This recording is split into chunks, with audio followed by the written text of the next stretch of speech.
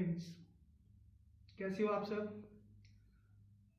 तो आज हम सेक्शन 165 के बारे में पढ़कर चलेंगे। It means today we will go through with section 165. It means section 165 talks about number of directorship in a company, कि यानी कि मैं कितनी कंपनीज में डायरेक्टरशिप होल्ड करके चल सकता हूं। इसके लिए हम सेक्शन 165 में 6 सबसेक्शन पढ़कर चलेंगे। Section 165 subsection 1, 2, 3, 4, 5 and 6। Section 165 subsection 1 क्या कहता है? इट मीन्स दैट कि एक डायरेक्टर कितनी कंपनीज में डायरेक्टरशिप होल्ड करके चल सकता है। Then answer is 20, not more than 20। लो हमारा क्लियरली बताता है कि 20 से ज्यादा कंपनीज में आप डायरेक्टरशिप होल्ड नहीं कर सकते। 1956 में ये हमें लिबर्टी मिली हुई थी। तो सबसे पहले 2013 जब ये एक्ट आया, 1/4/2014 को जब ये एक्ट एनेक्ट हुआ, तो सबसे पहले उस लिबर्टी पर क्या किया गया? शिकंजा कसा गया। तो लिमिट कर दी गई 20।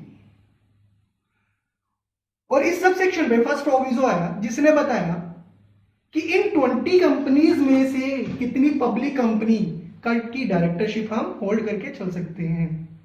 देन प्रोविजो फर्स्ट ने हमें बताया कि नॉट मोर देन 10। उसके लिए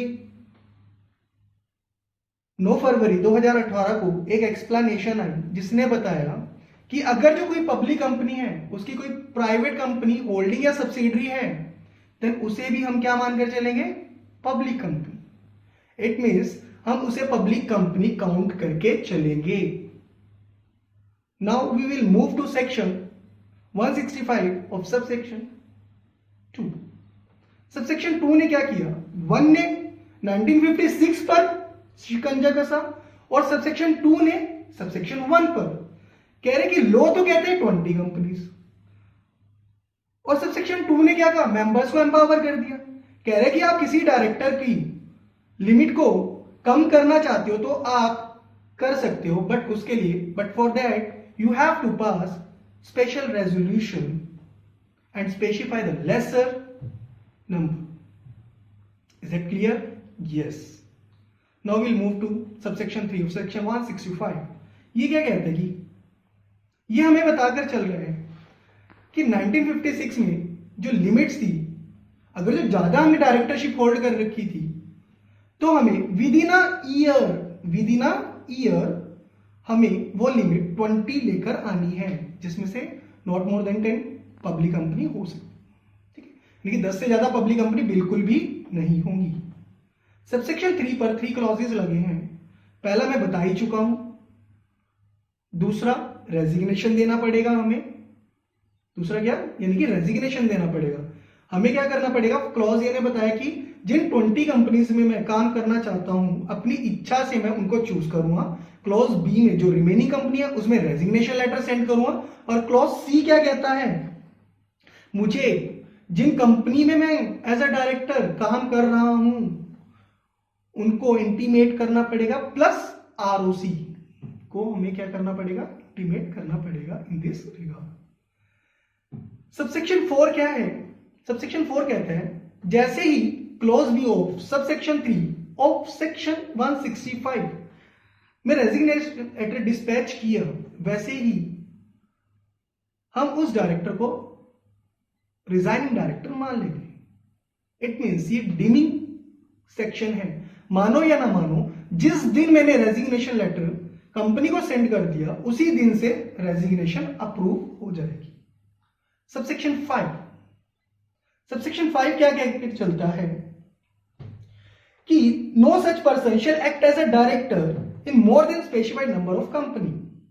उसके लिए क्या करना पड़ेगा? जिस दिन से लेटर, यानी कि वो जो डायरेक्टर है वो काम नहीं करेगा कौन सी कंपनी में? जिसमें उसने रेजिग्नेशन लेटर दिया है।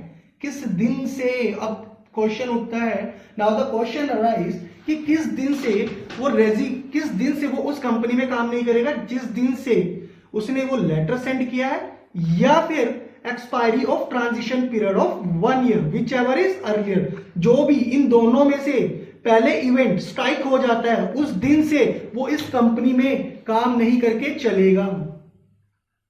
सबसेक्शन 6 किसके लिए आया है? पनिशमेंट के लिए।